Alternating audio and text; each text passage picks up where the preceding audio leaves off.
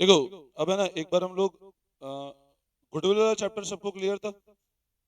Goodwill में कोई doubts नहीं है, ठीक है। गुडविल को भी एक बार मैं क्विक वे में रिकैप कर देता हूँ, फिर हम लोग फंडामेंटल कर लेते हैं एक बार, ठीक है ना। देखो, हमने जब गुडविल वैल्यूएशन पढ़ा था, बताओ गुडविल वैल्यूएशन में कितने मेथड से? तीन। पहला कौन सा था? Average. Second, super profit. Third, अच्छा, एवरेज प्रॉफिट कितने पार्ट में डिवाइडेड है? दो, सिंपल और वेटेड, ठीक है। कैपिटलाइजेशन कितने पार्ट में डिवाइडेड है? दो, कैपिटलाइजेशन एवरेज प्रॉफिट और capitalization of super profit. Super profit का फॉर्मूला क्या था? Average profit minus normal profit. Goodwill कैसे निकालते हैं? Super profit into number of year of purchase. अच्छा, अगर मेरे को कैपिटलाइजेशन मेथड लगाना है, लेट्स से मेरे को कैपिटलाइजेशन करना है सुपर प्रॉफिट का, तो गुडविल क्या होता था? ये by capitalization of super profit, ठीक है ना। एक और था, goodwill is equal to super profit into number of year of purchase. Super profit निकालने का फॉर्मूला क्या था? Average minus normal. Normal profit क्या होता है? Capital employed into, capital employed क्या होता है? Asset minus outsider liability. यहां तक कोई डाउट नहीं है, ठीक है। अब इसके बाद जो चैप्टर अपन ने मेन अपने को अभी रिवाइज करना है वो था फंडामेंटल। अब देखो, जब हम लोग बात करते हैं चैप्टर फंडामेंटल, मैंने आप लोगों को जब फंडामेंटल चैप्टर पढ़ाया था, स्टार्टिंग से एक बार मैं पूरा रिकैप कर रहा हूँ विद क्वेश्चंस, वापस समझा रहा हूँ मैं एक बार, ठीक है ना। फंडामेंटल में हमने सबसे पहले पार्टनरशिप का डेफिनेशन पढ़ा था, और मैंने ये बताया था पार्टनरशिप का जो डेफिनेशन है वो गिवन है अंडर सेक्शन नंबर 4। पार्टनरशिप का डेफिनेशन कहां पे गिवन है? Under section number 4। Section number 4 किसका बच्चों? Indian partnership act 1932। तो पार्टनरशिप का डेफिनेशन गिवन है सेक्शन नंबर 4 में। किसके सेक्शन नंबर 4 में? Of Indian partnership act 1932। अब what is the meaning of word partnership? तो पार्टनरशिप कैसे डिफाइन होता है? It is the relationship between two और more than two persons. Relation है बिटवीन टू और मोर देन, जिनने क्या एग्री किया? To share profit. तो पार्टनरशिप का डेफिनेशन क्या है? It is relationship between two और more than two person who have agreed to share profit, business carried by all or any one of them acting for all। तो partnership का जो definition है वो given है section number 4 of Indian partnership act. कैसे define होता है? It is relationship between two और more than two person who have agreed to share profit, business carried by all or any one of them acting for all। अच्छा, फिर मैंने बताया था partnership के रिटर्न एग्रीमेंट को। The written agreement of the partnership is known as partnership deed. Partnership के written agreement को क्या बोलते हैं? Partnership deed. और अगर डीड साइलेंट है तो provision always of partnership act will be applicable. तो पार्टनरशिप क्या है? As per section number 4 of Indian partnership act, relationship between two और more than two person have agreed to share profit, business carried by all और any one of them acting for all, ठीक है। Return agreement of the partnership को बोलते हैं partnership deed. अगर deed silent है तो प्रोविजन पार्टनरशिप एक्ट के एप्लीकेबल होते हैं। अच्छा, अब पार्टनरशिप एक्ट के प्रोविजन क्या बोलते हैं? प्रॉफिट जो होंगे वो हमेशा इक्वली शेयर्ड होंगे। कैपिटल कोई पार्टनर कितना भी कंट्रीब्यूट करे, profit will always be equally shared. Interest on loan क्या रेट से होगा? इंटरेस्ट ऑन लोन क्या रेट से होगा बोलो? No interest on capital. Capital पे कोई इंटरेस्ट नहीं होगा। No interest on drawing will be charge. Drawing पे इंटरेस्ट नहीं होगा। No salary to any partner. किसी पार्टनर को सैलरी नहीं मिलेगी। और अगर किसी भी नए पार्टनर का एडमिशन करना है तो done only with the consent of all partner. तो ये प्रोविजन कब एप्लीकेबल है? जब बच्चों डीड क्या है? साइलेंट है। जब डीड क्या है? साइलेंट है। तो अब बताओ एक बार, सबसे पहले पार्टनरशिप का मीनिंग कहां गिवन है? बताओ, पार्टनरशिप का मीनिंग कहां गिवन है? सेक्शन, पार्टनरशिप का डेफिनेशन कहां पे गिवन है? Section number 4। और वो कैसे डिफाइन करता है? 2 or more than 2% जिनने एग्री किया to share profit, business carried by all और any one of them acting for all. बताओ रिटर्न एग्रीमेंट को क्या बोलते हैं हम लोग? पार्टनरशिप का बोलो फटाफट, डीड। और अगर डीड साइलेंट है तो किसके प्रोविजन एप्लीकेबल है? पार्टनरशिप एक्ट के। क्या बोलते हैं? No interest on capital. Profit और लॉसेस कैसे होंगे हमेशा? Interest on loan 6%, interest on drawing नहीं होगा। एडमिशन तभी होगा जब सारे पार्टनर का एग्रीमेंट यस होगा। बोलो आई बात समझ में? अब इसके बाद जो अगला कंसेप्ट हम लोगों ने पढ़ा था वो कि what is the concept of charge and profit. Now what is the concept of charge and appropriation? बताओ। अब चार्ज का मतलब क्या होता है? हमेशा एक बात ध्यान रखना, जब मैं बात करता हूं इस कंसेप्ट की, charge against profit versus appropriation of profit, तो ऐसे कोई भी पेमेंट जिनको करना हमारे लिए कंपल्शन है, भले ही हम प्रॉफिट कमाए नहीं कमाए, करना ही है, वो कहलाता है चार्ज। और ऐसे पेमेंट जो तभी करना है जब हम क्या कमाएंगे? प्रॉफिट, तो वो कहलाता है अप्रोप्रिएशन। चार्ज का मतलब क्यों? आप पैसा कमाओ नहीं कमाओ आपको करना ही पड़ेगा। Even if the firm is in loss, charge आपको करना ही है। बट अप्रोप्रिएशन तभी करना है जब फर्म के पास क्या होगा? प्रॉफिट। अब हमेशा ध्यान रखना, जो भी आइटम जिनका नेचर होता है चार्ज, उसको हमेशा राइट ऑफ किया जाता है पीएनएल से। और जो भी आइटम होता है जिनका नेचर होता है अप्रोप्रिएशन, उसको हमेशा राइट ऑफ किया जाता है पीएनएल अप्रोप्रिएशन से। जैसे हमने पार्टनर को रेंट दिया, अब रेंट देने की एंट्री कैसे करेंगे हम लोग? बट रेंट किसी को भी दें, लैंडलॉर्ड को दें या पार्टनर को दें, उसका नेचर क्या है? चार्ज। तो राइट ऑफ एंट्री कैसे करोगे आप? क्योंकि नेचर क्या है? चार्ज। इसी तरह आप एक बात बताओ, interest on capital. Now interest on capital का नेचर क्या है? इंटरेस्ट ऑन कैपिटल की एंट्री कैसे करोगे? To partners capital. अच्छा, या ऐसे समझ लो, interest on the partners capital write off कैसे करेंगे? क्योंकि आईओसी का नेचर क्या है? अप्रोप्रिएशन। तो हमेशा एक बात ध्यान रखना, वो सारे आइटम जिनका नेचर होता है चार्ज, वो भले ही फर्म प्रॉफिट कमाए नहीं कमाए हमको करना ही है। बट वो सारे आइटम जिनका नेचर है अप्रोप्रिएशन, वो तभी करना है जब फर्म प्रॉफिट कमाएगी। अगर फर्म प्रॉफिट नहीं कमा रही तो कुछ नहीं करना है हमको। तो charge, even the firm can go in loss also, मतलब फर्म लॉस में भी जा सकती है अगर चार्ज है तो। बट अप्रोप्रिएशन में कभी लॉस नहीं होगा। आई बात समझ में? अब सारे payment which are made to partner, जैसे इंटरेस्ट ऑन कैपिटल, पार्टनर की सैलरी, रिजर्व बनाना, इन सब का नेचर क्या है? Appropriation. Interest on loan, manager की सैलरी, प्रोविजन बनाना, इन सब का नेचर क्या है? चार्ज। चार्ज हमेशा कहां से किया जाएगा बच्चों? अप्रोप्रिएशन कहां से किया जाएगा? अप्रोप्रिएशन। बोलो आई बात समझ में? अब एक बार कॉपी ओपन करो, आपको कॉपी ओपन करके स्टार्टिंग का पढ़ो, चार्ज अगेंस्ट और अप्रोप्रिएशन। बिल्कुल ढंग से पढ़ो, एक बार कॉपी ओपन करो और पढ़ो एक बार, charge versus appropriation of profit.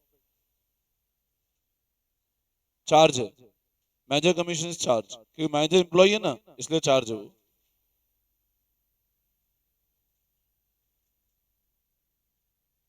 But इसमें क्या होगा, जैसे मान लो आपने ऐसा बोला, मैनेजर कमीशन देना है लेट से 5% ऑफ नेट प्रॉफिट, ठीक है? आपने मैनेजर को ऐसा बोला, आपको मैनेजर कमीशन देना है 5% ऑफ नेट प्रॉफिट, ठीक है? और अज्यूम करो फर्म के पास नेट प्रॉफिट है ही नहीं, फर्म लेट से लॉस में। तो अब इस केस में ऐसा नहीं करोगे कि फर्म का लॉस और बढ़ा के मैनेजर को कमीशन दे दो, क्योंकि वो 5% बेस्ड ही किस पे? नेट प्रॉफिट पे।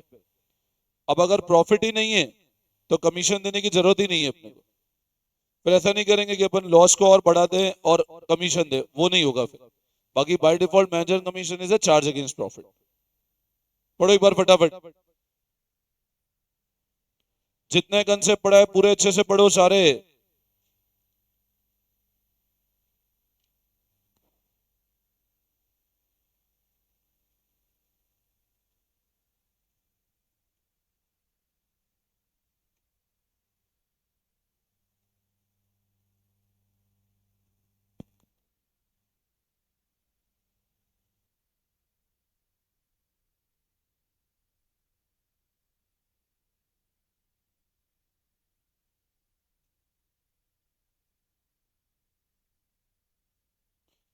ठीक है। चलो, अब जो पहला कंसेप्ट हम लोगों ने पढ़ा था इसके अंदर, that was concept of interest on partners loan. अब बताओ इंटरेस्ट ऑन पार्टनर लोन। अब यहां पर है ना, एक चीज समझना सब लोग। मान लो ये एक बैलेंस शीट है, ये लाइबिलिटी एसेट है। मान लो ऐसे लिखा है ए कैपिटल बी कैपिटल और ए का लोन। नाउ ये क्या इंडिकेट करता है? फर्म ने पार्टनर को, और एक होता है पार्टनर ने फर्म को। फर्म की बुक्स में कहां दिख रहा है ये? Liability side. मतलब पार्टनर ने फर्म को क्या दिया इसमें? लोन दिया है। अब पार्टनर ने फर्म को लोन दिया, मैं इस वाले केस की बात नहीं कर रहा हूं अभी। पार्टनर ने फर्म को लोन दिया है, तो इंटरेस्ट क्या रेट से होगा हमेशा? भले ही फर्म प्रॉफिट कमाए नहीं कमाए। अच्छा, इंटरेस्ट ऑन लोन का नेचर क्या है? क्या नेचर है बोलो? चार। तो एंट्री कैसे करोगे आप? Interest on loan account debit to partners loan. और क्योंकि इंटरेस्ट ऑन लोन का नेचर क्या है, तो राइट ऑफ एंट्री कैसे हो जाएगी? PNL to interest on loan. क्योंकि इसका नेचर चार्ज और ये फर्म के लिए एक्सपेंस है, तो राइट ऑफ एंट्री कैसे होगी? हमेशा क्या रेट पे देना है, भले ही फर्म प्रॉफिट कमाए नहीं कमाए। आई बात समझ में? Even if the deed is silent, interest will be paid at 6% per annum. अब अज्यूम करो दो पार्टनर्स हैं, ए और बी, प्रॉफिट शेयर कर रहे हैं 3:2। ठीक है। गिवन है ए ने फर्म को लोन दिया 2 लाख का, और लेट से इसका डेट था 1 अक्टूबर 2025। बी ने फर्म को लोन दिया 1 लाख का, उसका भी डेट सेम था। फर्म का जो प्रॉफिट था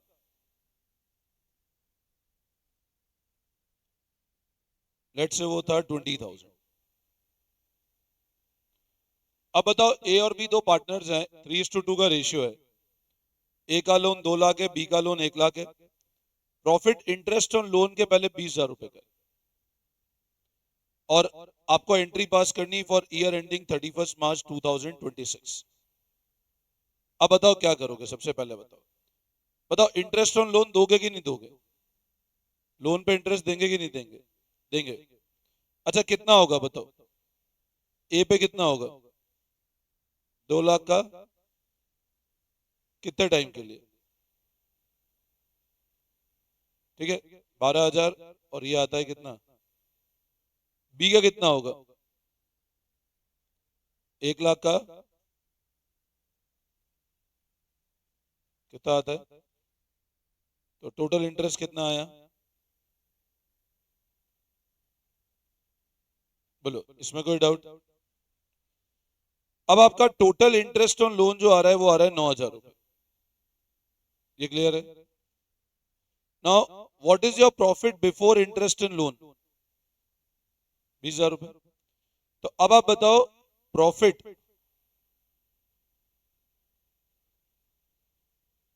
बिफोर क्या करें? कितना प्रॉफिट बचा? अब वो किस में डिवाइड हो जाएगा बताओ? क्या रेशियो में? तो ए को कितना मिलेगा?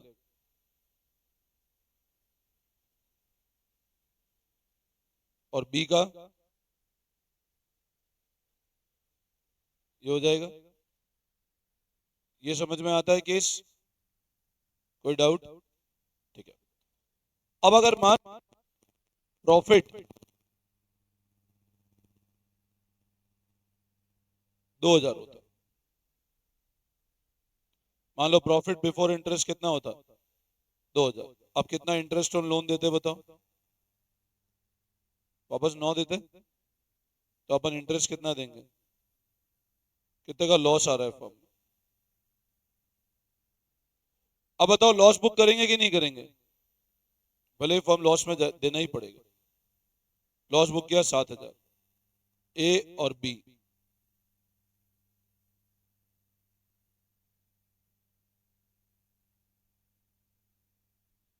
ये क्लियर है, समझ आया।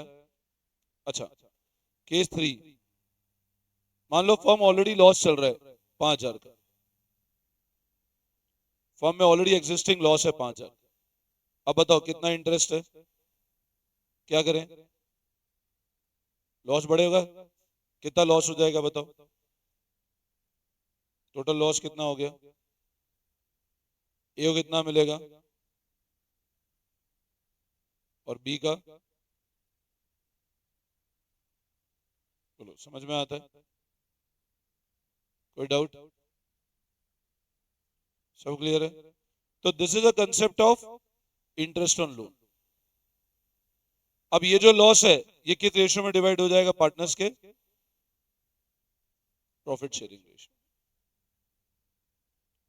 बोलो यहां तक कोई दिक्कत, ये क्लियर है। अच्छा एक केस तुम लोग लिखो, लिखो एग्जांपल, देखो A and B are partners,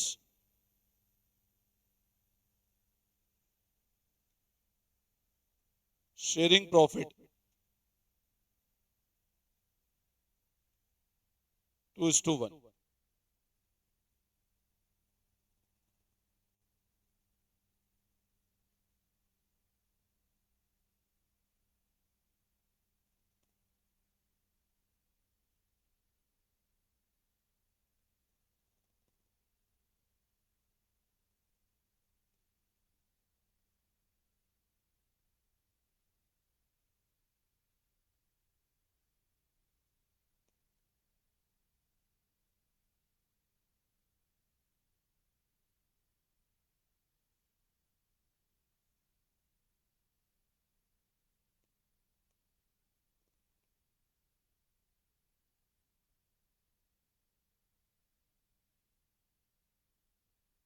इसको 3:2 कर दो ना,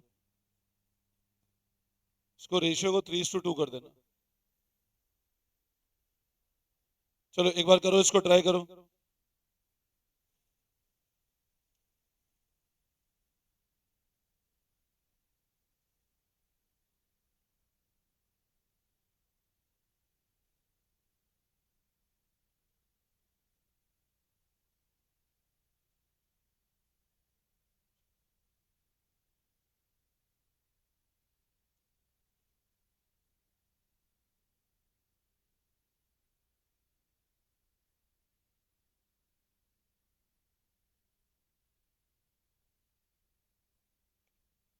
करो ट्राई करो एक बार।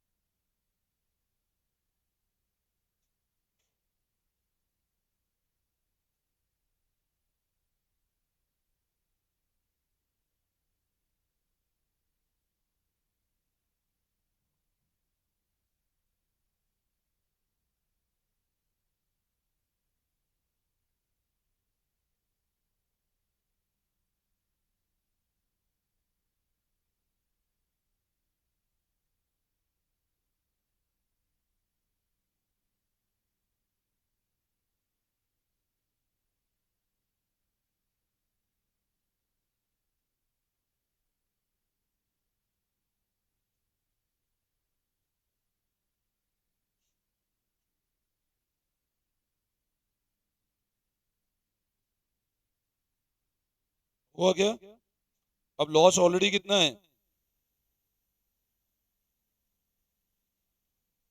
रेंट कितना है, अब बताओ, रेंट आपका लॉस और बढ़ाएगा ना। इसने लोन दिया 3 लाख का, 3 लाख पे 6%, 6 महीने का कितना इंटरेस्ट होगा? 9,000। और बी का इंटरेस्ट पूरे साल का होगा। ये सारे नेगेटिव फिगर है, ये लॉस है, ये ऑलरेडी पेमेंट है, ये भी पेमेंट, ये भी, तो टोटल लॉस कितने का हो गया बताओ?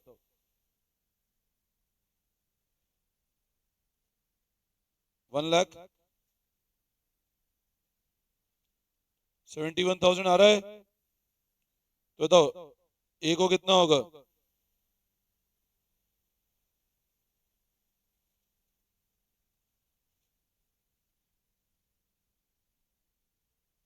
ये लॉस का डिवीजन हो जाएगा, ठीक है। बोलो क्लियर है?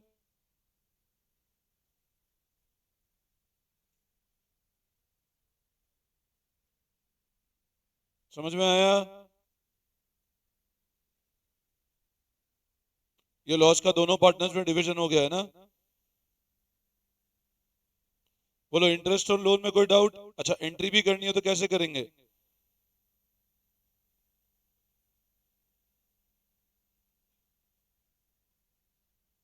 कितना इंटरेस्ट ऑन लोन?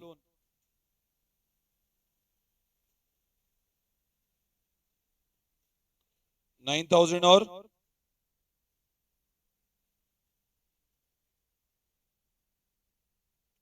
और राइट ऑफ एंट्री कैसे करोगे?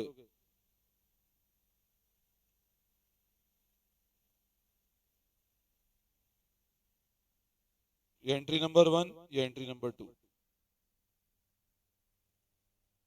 बोलो क्लियर है?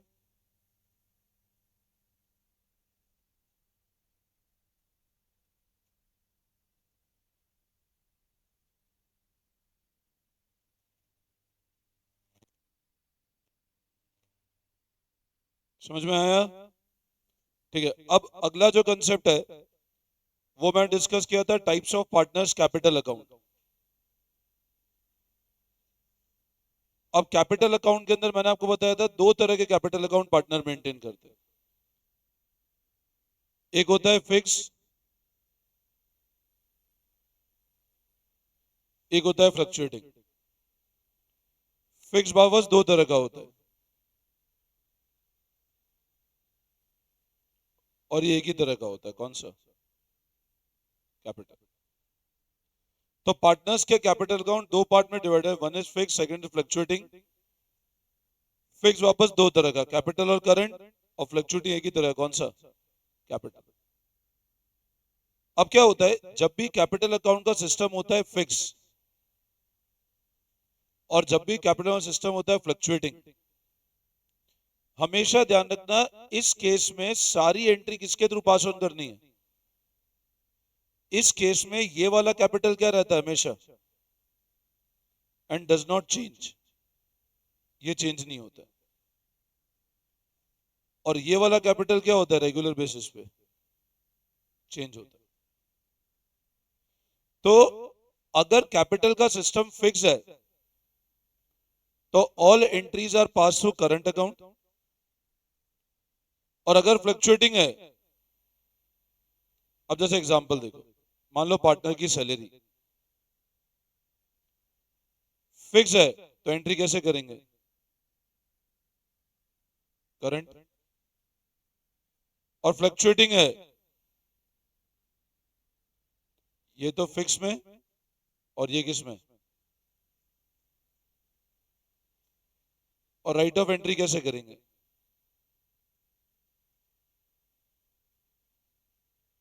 समझ आया?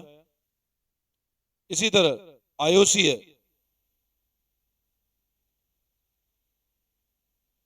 अगर सिस्टम क्या है फ्लक्चुएटिंग है तो, और फिक्स है तो टू पार्टनर्स करंट। तो ये ध्यान रखना, ये वाला जो अकाउंट है this will change only when additional capital introduce, या, वरना चेंज होगा ही नहीं। तो कैपिटल का system, one is fix and second is fluctuating. बोलो ये समझ में आता है, ये क्लियर है? अब क्या होता है जब हम लोग बात करते हैं कैपिटल सिस्टम फिक्स और फ्लक्चुएटिंग से, यहां अगला कंसेप्ट जो आता है वो आता है इंटरेस्ट ऑन कैपिटल का। मैंने आपको पहले ही बताया था इंटरेस्ट ऑन कैपिटल का नेचर क्या होता है, हमेशा अप्रोप्रिएशन ऑफ प्रॉफिट, मतलब फर्म प्रॉफिट कमाएगी तो देना है वरना नहीं देना। इंटरेस्ट ऑन कैपिटल हमेशा कौन से कैपिटल पे कैलकुलेट होता है? Opening capital. अगर क्लोजिंग कैपिटल गिवन है उसको इसमें कन्वर्ट करना पड़ेगा फॉर कैलकुलेशन ऑफ आईओसी, ये ध्यान रखना। तो आईओसी जो कैलकुलेट होता है that is always calculated on which capital? IOC हमेशा किस पे निकलता है? ओपनिंग कैपिटल पे। अगर आपको क्लोजिंग कैपिटल गिवन है पहले उसको किस में कन्वर्ट करो? ओपनिंग में, तब जाके आईओसी निकलेगा। Now how to calculate opening capital? तो क्लोजिंग कैपिटल क्या होता है? ओपनिंग में क्या जोड़ देते हैं? प्रॉफिट। क्या घटा देते हैं? ड्रॉइंग। क्या लेस कर देते हैं? लॉस। और प्लस क्या जोड़ देते हैं? Additional capital.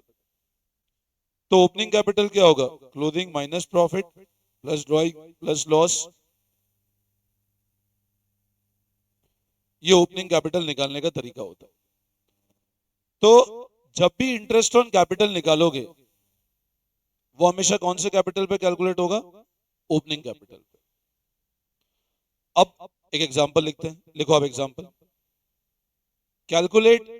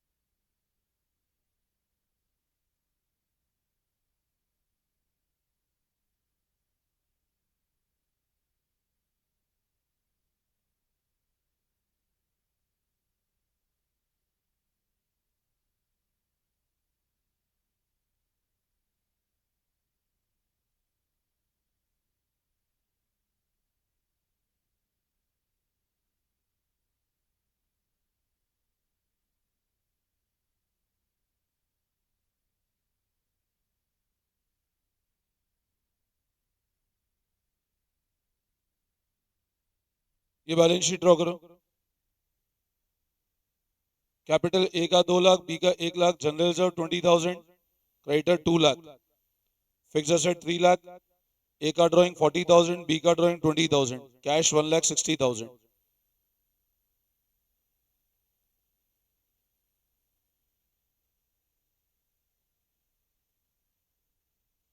अब लिखो नीचे।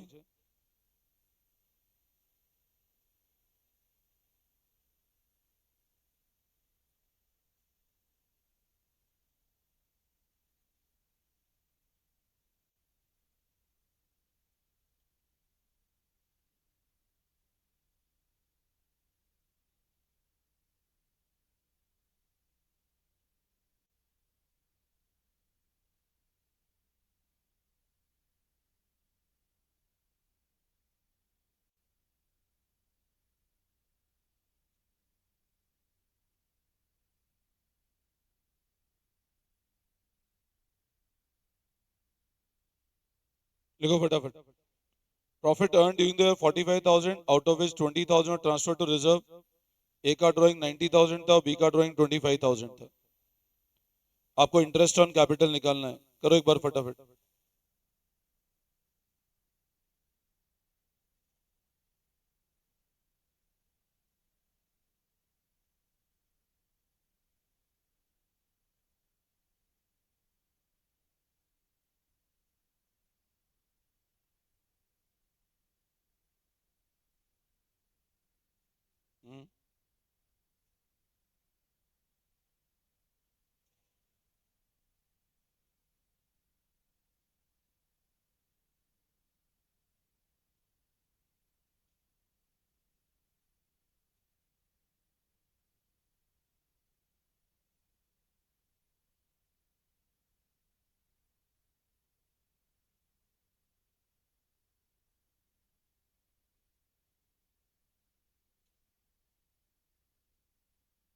करो फटाफट।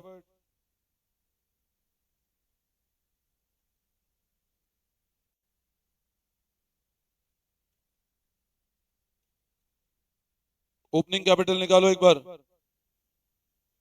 सबसे पहले ओपनिंग कैपिटल ए का और बी का, क्लोजिंग कैपिटल कितना है?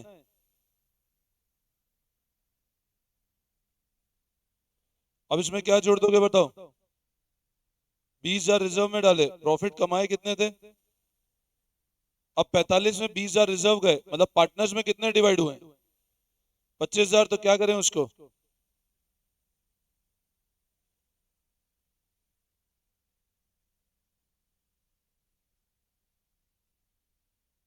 ए का ड्राइंग 90,000 था, बी का ड्राइंग 25,000 था। 90 का ड्राइंग है, इधर 40 दिख रहा है, मतलब कैपिटल में कितना क्लोज हुआ है? भाई ड्राइंग 90 का था, उधर 40,000 नजर आ रहा है, मतलब कैपिटल में कितना क्लोज हुआ है? 40,000 तो अभी तक क्लोज ही नहीं हुआ है ना। और 90 ड्रॉ किया तो मतलब एंट्री कैसे हुई होगी?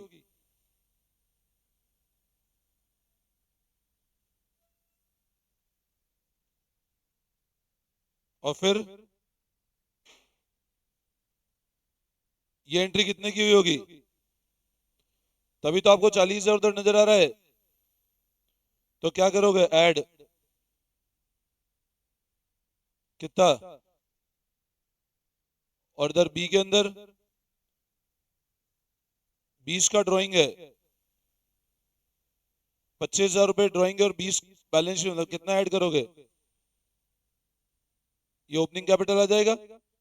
और इस पे क्या रेट से इंटरेस्ट निकाल लो आप? क्या रेट है? बस 10% इसका निकाल लो आप, हो जाएगा। वापस समझाओ, क्लियर है? ठीक है। अच्छा मान लो, अज्यूम करो ए और बी पार्टनर्स हैं, प्रॉफिट शेयर कर रहे हैं 3:2 में। आईओसी है 10% से। ए का कैपिटल है 5 लाख, बी का कैपिटल है 2 लाख। सुनना ध्यान से, ए और बी पार्टनर्स हैं, प्रॉफिट शेयर कर रहे हैं 3:2 में, आईओसी है 10% से। ए का कैपिटल है 5 लाख और बी का कितना है? बी का है 2 लाख रुपए। प्रॉफिट जो था आईओसी के पहले, लेट से वो था 1,000 रुपए का। अब बताओ अब क्या करेंगे? और डीड बोल रही है आईओसी दो। डीड में लिखा है आईओसी विल बी अलाउड। क्या करेंगे? सबसे पहले आईओसी का अमाउंट कितना होगा? 50,000। और इसको एक काम करो, 7,000 कर दो, वरना फ्रैक्शंस में आ जाएगा। प्रॉफिट 7,000 है। ए का आईओसी है, आईओसी ए को है 50, बी का है 20। अब बताओ क्या करेंगे? प्रॉफिट 7,000 रुपए, क्या करेंगे बोलो? कितना आईओसी देंगे? पूरा दे दें? ऐसा करें 70,000 देकर के लॉस में ले आए फर्म को, फिर क्या करेंगे? 7,000 को किस रेशियो में देंगे? आईओसी या कैपिटल रेशियो एक ही है, तो कितने रुपए दे देंगे हम लोग? अच्छा प्रॉफिट कितना डिवाइड होगा बताओ? प्रॉफिट तो है ही नहीं। आई बात समझ में? अच्छा अज्यूम करो डीड साइलेंट होती तो क्या करते? मान लो डीड साइलेंट होती, बोलो, डीड साइलेंट होती तो क्या करते? 7,000 का इस रेशियो में बांटते हैं, डायरेक्ट 3:2 में डिवाइड कर देते। डीड साइलेंट है तो आईओसी होगा क्या? If deed is silent will IOC will be allowed, yes और नो? तो उस केस में क्या करते हैं? 7,000 एक तरह से प्योर क्या है बेटा आपका, जो किस रेशियो में डिवाइड कर देंगे अपन? समझे बात को? पीछे आ रहा है समझ में पूरा? कोई डाउट?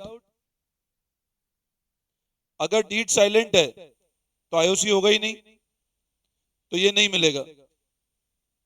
इसका मतलब ये जो प्रॉफिट है ये डायरेक्टली किस रेशियो में डिवाइड हो जाएगा? ठीक है, तो आईओसी की एंट्री करनी नहीं है अपने को, डायरेक्ट प्रॉफिट को डिवाइड करने की एंट्री करनी है 2A, और ये एंट्री पीएनएल अप्रोप्रिएशन से हो जाएगी। अच्छा मान लो डीड ऐसा बोलता है आईओसी इज अ चार्ज, बोलो इसका मतलब क्या था? मान लो डीड ऐसा बोलता है आईओसी इज अ चार्ज, तो क्या करते बोलो? अच्छा इस केस में प्रॉफिट कितना था? आईओसी कितना है? तो बताओ 7 पर रेस्ट्रिक्ट करते क्या, या लॉस बुक करते? कितने का लॉस बुक करते, और वो किस रेशियो में डिवाइड कर देते? बोलो आई बात समझ में? यस और नो? वापस समझाओ? क्लियर है बिल्कुल? अच्छा मान लो कभी बैलेंस शीट ऐसे गिवन हो,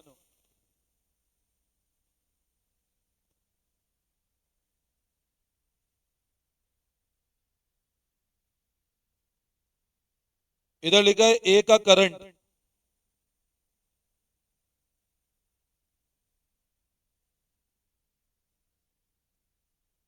और नीचे ड्राइंग गिवन है, प्रॉफिट सब इंफॉर्मेशन गिवन है, और बोलता है आईओसी 10% पे लो।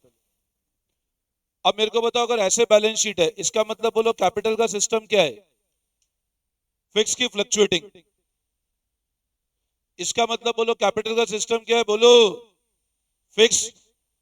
अब अगर सिस्टम फिक्स है, इसका मतलब ये हुआ कि capital is maintain on which system, तो इस पे इंटरेस्ट देना ही नहीं है, और ड्राइंग और प्रॉफिट कुछ भी एडजस्ट नहीं करना है, क्योंकि हम क्या मानते हैं, ड्राइंग और प्रॉफिट हमेशा कहां जाके क्लोज होती होगी? तो ओपनिंग, अगर ये ऐसा भी लिखा 31 मार्च 26, तो फिक्स कैपिटल हमेशा ओपनिंग और क्लोजिंग क्या होगी? फिक्स कैपिटल के अंदर ओपनिंग क्लोजिंग डिफरेंस आएगा ही नहीं, करंट पे इंटरेस्ट देना ही नहीं है, और कैपिटल फिक्स है, तो फिक्स चेंज से दो ही कारण से होगी, अगर कैपिटल को विड्रॉ किया या कैपिटल इंट्रोड्यूस किया। तो इस केस में अगर आप तो अभी ये समझ लो, अगर कैपिटल फिक्स है तो ड्राइंग प्रॉफिट कुछ भी एडजस्ट नहीं करना है, डायरेक्ट ये वाली जो कैपिटल है इस पे आईओसी निकाल लो 10% पे, बस और कुछ नहीं करने का है अपने को। मेरी बात समझ में आई? बट वो कब? बोलो, सो जाते हो बार बार। वो कब? जब कैपिटल का नेचर क्या है? फिक्स है। अगर फ्लक्चुएटिंग है तो वो पहले वाला ही केस है, फिक्स है तो करंट पे कोई आईओसी नहीं होता, सिर्फ कैपिटल पे आईओसी होगा, ये ध्यान रखना। और फिक्स कैपिटल ओपनिंग और क्लोजिंग हमेशा क्या होगी? बोलो क्या होगी हमेशा? सेम। आई बात समझ में? क्लियर है? तो बताओ इंटरेस्ट ऑन लोन का नेचर क्या है? बोलो फटाफट। चार साइलेंट है, तो क्या रेट से होगा? इंटरेस्ट ऑन कैपिटल का नेचर क्या है? तभी देना है जब फर्म के पास क्या होगा? प्रॉफिट। अच्छा फर्म लॉस में है तो नहीं होगा, ये क्लियर है? पार्टनर्स कैपिटल अकाउंट कितने पार्ट में मेंटेन होते हैं? दो, कौन कौन से? फिक्स और फिक्स में कितने मेथड होते हैं? फिक्स में कितने अकाउंट होते हैं? दो, कैपिटल और करंट। यहां तक कोई डाउट? क्लियर है बिल्कुल? अब इसके बाद जो अगला कंसेप्ट पढ़ा था हमने, that was interest on drawing. अब बताओ इंटरेस्ट ऑन ड्राइंग, चार्ज और अप्रोप्रिएशन क्या है? ईशान सो गए, जग रहे? पक्का? क्या पढ़ रहे हैं अपन? चैप्टर कौन सा है? चैप्टर कौन सा है? सब्जेक्ट कौन सा है? सोए मत कर बार बार। हाँ बताओ इंटरेस्ट ऑन ड्राइंग क्या है? बोलो। चार्ज अप्रोप्रिएशन दोनों क्यों नहीं है? क्यों? फर्म के लिए वो क्या है? इनकम है। फर्म पैसा देती है पार्टनर को, वो ड्राइंग्स होता है, बदले में पार्टनर फर्म को क्या देता है? तो आईओटी फर्म के लिए क्या है? एंट्री कैसे करेंगे?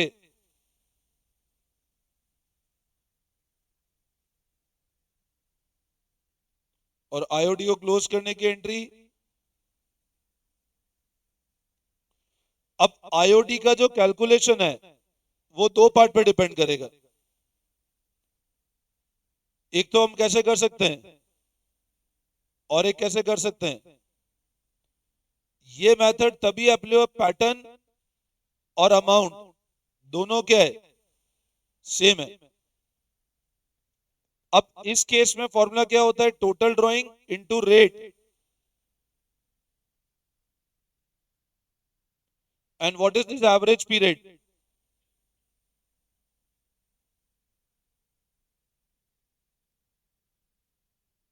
Plus after last drawing divide by, ये होता है एवरेज पीरियड। अब फिक्स ड्राइंग किया at the beginning of month, interest कितने टाइम का ले लो। फिक्स ड्राइंग किया end of month, fix drawing किया mid of month, at beginning of quarter, mid of quarter, end of quarter. समझ आया? ये क्लियर है? और अगर अनइवन पैटर्न है, मान लो कभी ड्राइंग किया 1 मई को 20,000 रुपए, फिर ड्राइंग किया 1 जुलाई को 15,000 रुपए, फिर मान लो 31 अगस्त को 20,000 रुपए, तो इस केस में क्या करेंगे, ईयर कब एंड हो रहा है उस मंथ से मल्टीप्लाई कर लो, टोटल जो आएगा उसको इनटू रेट, ये इंटरेस्ट हो जाएगा। बोलो क्वेश्चंस कराऊं? जरूरत है? ठीक है, तो आज एक बार इसको वापस पढ़ लेना। अभी आप जब जाओगे बिजनेस स्टडीज के बाद, टेस्ट के बाद, उसको सॉल्व कर तो आपकी प्रॉपर प्रैक्टिस हो जाएगी एक बार। ठीक है, तो शीट लेके चले जाना एक बार आप लोग। ठीक है, चलो, thank you all of you.